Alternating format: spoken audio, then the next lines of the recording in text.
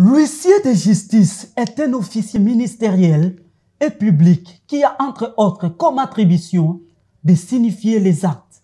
Ce métier, comme tout autre, renferme les critériums avant d'y accéder. La loi du 15 juillet 2016 portant création et organisation de la profession d'huissier de justice en République démocratique du Congo donne les conditions d'accès à la profession d'huissier de justice.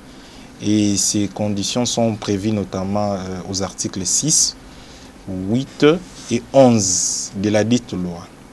Et dans ces conditions, nous avons comme à l'article 6, il est dit « Nul ne peut accéder à la profession d'huissier de justice s'il ne remplit les conditions suivantes.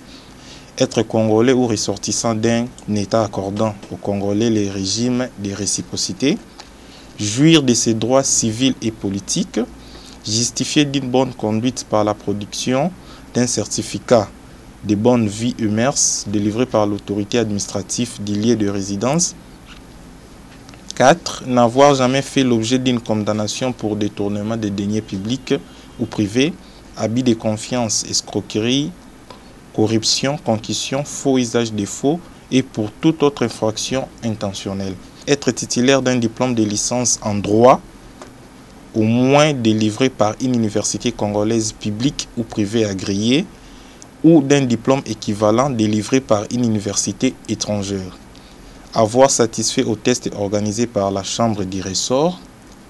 Avoir satisfait à un stage d'une année dans une étude d'huissier de justice. À l'article 8, il est dit à l'issue de stages professionnels ou de la formation spéciale prévue respectivement aux articles 6 et 7 de la présente loi, les candidats huissiers de justice et après avis du procureur général, près la cour d'appel, admis à la profession par la chambre provinciale de son ressort. L'huissier de justice et les clercs prêtent devant la cour d'appel de leur résidence les serments. Parmi les innovations, nous pouvons dire que dans les temps, les chefs de juridiction désignaient les huissiers de justice parmi les fonctionnaires de carrière, parmi les fonctionnaires de l'État.